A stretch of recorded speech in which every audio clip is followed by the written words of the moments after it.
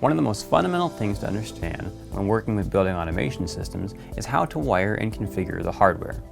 The KMC Conquest BAC-9000 series VAV controller is one of the most versatile VAV controllers on the market, with an integrated actuator, internal air pressure sensor, and other powerful features.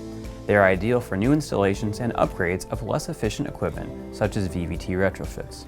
Wiring a BAC-9000 series controller can be different than wiring controllers from other manufacturers, so let's walk through the process. In this video, we cover wiring outputs, room sensors, and powering the controller. In a previous video, we explored networking and inputs. Let's begin with wiring the outputs. Looking at the outputs, we see BO for binary output and UO for universal output, SC for switch common, and G and D for ground. The first three outputs are universal outputs, and the last four are binary. For the universal output, you will have two wires, the signal wire and the common wire. The signal wire goes out from the UO output terminal out to the device appropriate for the application. The common wire will return to the adjacent ground terminal. When using a universal output, your signal type will either be 0 to 12 volts for binary or a range of 0 to 10 for analog. Unlike universal outputs, binary outputs have an internal triac, requiring the switch common port to be supplied with 24 volts AC from the transformer. Your signal wires go out from the BO terminal to the device appropriate for its application. The common wire can then be grounded to the common terminal of the same transformer supplying the power. Another simple item to wire is the room sensor.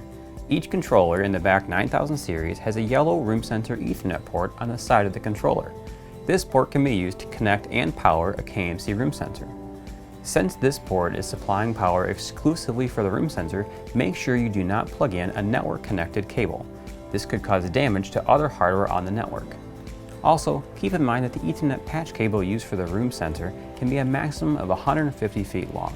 The last step in wiring a BAC-9000 series controller is to connect the power. When connecting power, it is recommended that you use 12 to 24 gauge copper wire. Connect a 24 volt class 2 transformer to the black power terminal of the controller. The transformer should be dedicated to this controller. When wiring, note the polarity of the controller's terminals.